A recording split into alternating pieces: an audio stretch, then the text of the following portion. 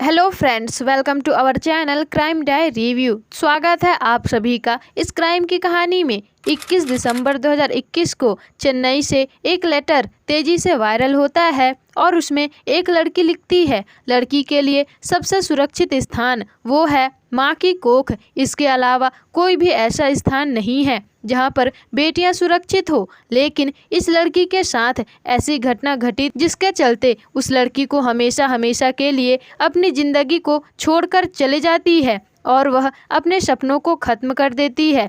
और इस लड़की के ऐसा करने के बाद समाज में एक ऐसा मुद्दा बन जाता है कि आखिरकार उस लड़की ने ऐसा पत्र क्यों लिखा। क्या वो स्कूल में सेफ़ नहीं थी? क्या वो अपने घर में सेफ़ नहीं थी? आखिरकार उसके साथ क्या हुआ कि उसे ज़िंदगी से इतना बड़ा त्याग क्यों करना पड़ा? आज तक इसका जवाब किसी को भी आसानी से नहीं मिल पाया। आज की जो घटना है जो मैं आपको सुनाने जा रही हूँ, जिसे सुनने के बाद आपको भी ये लगेगा कि वो लड़की ने जो पत्र लिखा था और उस पत्र को लिखने की क्या वजह रही होगी। तो चलिए आज की यह घटना को जानते हैं। यह सच्ची घटना है महाराष्ट्र प्रदेश के मुंबई का एक धारावी इलाका, जहाँ की एक साधारण सी लड़की 10वीं कक्षा की छात्रा है। वो लड़की स्कूल खुलने पर, जब कोरोना काल के बाद स्कूल खुलते हैं तो फिर वो स्कूल जाती है और स्कूल में डरी और सहमी सी रहती है। सब लोगों के बीच होते हुए भी वो खुद को डरा हुआ और सहमा हुआ महसूस करती है।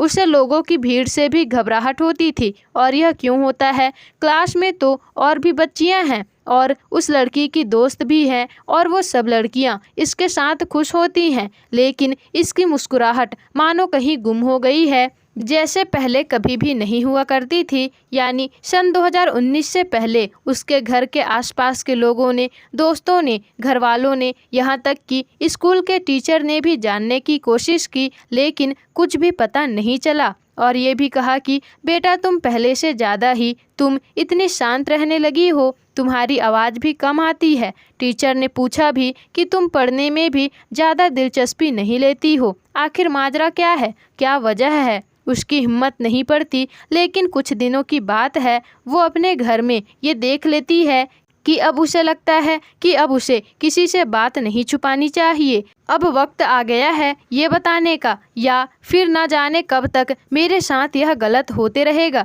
फिर उसके अगले दिन ही उसे हिम्मत होती है और वो अपने क्लास टीचर से कहती है कि टीचर मुझे आपसे कुछ ज़रूरी बात करनी है। और बात यह है कि मैम मेरी छोटी सी एक बहन है जिसकी उम्र 9 या फिर 10 साल के आसपास है और मुझे डर है मेरे पापा या मेरे भाई कहीं उसके साथ कुछ गलत ना कर बैठें। देखिए मैडम, ये बात सुनती है तो वो भी हैरान हो जाती है कि एक लड़की अपने भाई और अपने सगे पिता के बारे में ऐसा क्यों कह रही है। क्या वजह है? क्या वजह है? मैम मेहरबानी होगी कि मैम आप मेरी बहन को बचा लीजिए कि जो मैं कह रही हूँ वो बिल्कुल सच है। तभी फिर वो टीचर स्कूल के प्रिंसिपल से कहती है कि हमारे स्कूल की बच्ची है जो कि ऐसी ऐसी बात कर रही है। और जब बात प्रिंसिपल तक पहुंचती है तो वो भी हैरान हो जाती है, उनके भी पैरों तले ज़मीन खिसक जाती है। फिर वो भी हैरान हो जाते हैं कि बेटियां अपने ही घर में सुरक्षित नहीं हैं।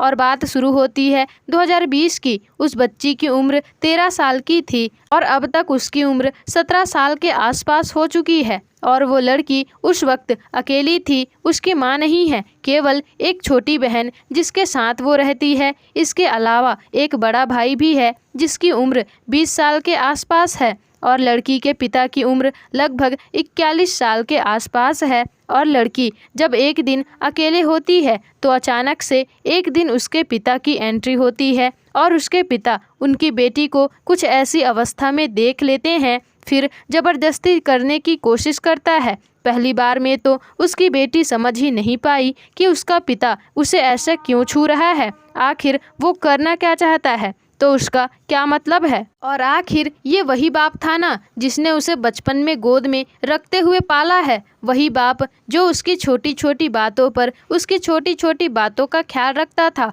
और एक दिन उसी बाप ने उसका मुंह काला कर दिया और वो बेटी किसी से भी कुछ नहीं कह पाई क्योंकि वो उसका खुद का सगा बाप है। और वो डरी सहमी चुपचाप बैठी रही। और इसका बाप जो एक बैग बनाने वाली कंपनी में काम करता था और वो सारा दिन वही रहता था और रात में आते ही अब ये सिलसिला ऐसे ही चालू रहा। जब जब उसका मन करता तब तब वो अपनी बेटी के साथ मुंह काला कर लिया करता था और वो ऐसे ही संबंध बनाने लगा और वो कुछ भी नहीं कर पाई। एक बार जो उसका भाई है 25 जनवरी 2019 को उसे अकेले देखा तो फिर उसने भी उसके साथ कुछ ऐसे ही संबंध बनाने की कोशिश की और उस लड़की को तो कुछ भी समझ नहीं आ रहा था कि उसका ये भाई और सगा बाप उसके साथ आखिर ये हरकत क्यों कर रहे हैं। और वो इतनी बड़ी भी नहीं थी कि जिससे उसे समाज के बारे और दुनिया के बारे में ये पता हो, और वो बताती तो भी किसे बताती, क्योंकि कौन उसकी बात सुनता, उसकी गुहार सुनती। उसकी माँ तो इस दुनिया में नहीं थी,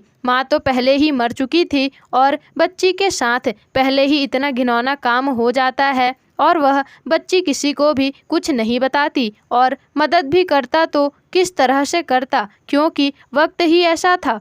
और कोई उसकी मदद भी करता तो किस तरह से करता, क्योंकि वक्त भी ऐसा था और लॉकडाउन का वक्त था। बाप भाई घर में ही रहते थे और जब मन किया तब अपनी बहन बेटी के साथ मुंह काला कर लिया करते थे और वो बेटी चुपचाप किसी से अपना दर्द ना बयां कर पाई। वक्त धीरे धीरे बीत जाता है, उसे इतना मजबूर कर दिया था, रोज का आदत बन गया था और 2 साल बीत चुका था। और चौंकाने वाली बात तो ये थी कि ना बेटे को पता था कि बाप ये काम कर रहा है और ना बाप को पता था कि बेटा भी ये काम कर रहा है और बेटी ने भी किसी को भी यह नहीं बताया था। और फिर जब एक दिन जब वो लड़की घर से बाहर थी तब वह अपने घर पहुंची और देखा कि उसका बाप उसके छोटी बहन के साथ भी वही हरकत कर रहा है जो उसने बड़ी वाली बेटी के साथ किया था। और उसकी बड़ी बहन उसे पकड़कर अपने साथ ले गई और समझाया कि तुम पापा के साथ कभी भी इस तरह से मत बैठा करो।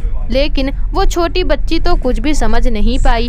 दीदी मुझे क्यों पापा के पास बैठने से मना कर रही है। और उसे लग रहा था कि जिस बाप ने मेरे साथ जो घिनौना काम किया था वो मेरी छोटी बहन के साथ ना किया जाए, क्योंकि जब ये काम खुद के ऊपर हो रहा था तब वो बर्दाश्त कर रही थी, लेकिन जब बात उसकी बहन पर आई तो उसने बर्दाश्त नहीं करा। और फिर जब एक दिन वो लड़की ये बात अपनी क्लास टीचर को बताती है तो वो रोने लगती है और यह बात स्कूल के प्रिंसिपल को भी बताते हुए कहते हैं कि इसके खिलाफ हमें कुछ करना चाहिए। और सबसे अच्छी बात तो यह है कि टीचर और स्कूल प्रिंसिपल ने उसका बहुत साथ दिया और उस लड़की का ख्याल भी रखा और उसके बाप और भाई को पुलिस के हवाले कर दिया गया।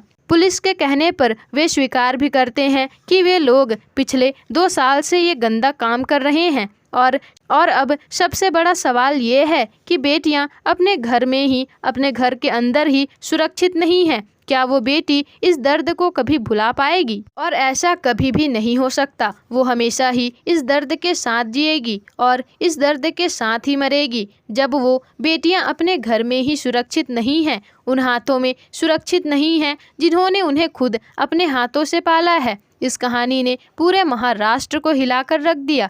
इस खबर को न्यूज़ और अखबार में फैलाना इतना ज़रूरी था कि उस वक्त माहौल ही कुछ ऐसा हो गया था और समाज को बदलने की भी ज़रूरत थी और साथ ही कानून को भी अपना काम ईमानदारी के साथ करना चाहिए। इस कहानी के बारे में आपकी क्या राय है, हमें कमेंट करके ज़रूर बताइएगा। साथ में वीडियो को लाइक और चैनल को सब्सक्राइब जरूर कर लीजिएगा, जिससे कि ऐसी ही सच्ची घटना पर आधारित कहानियाँ आपको पता चलती रहे।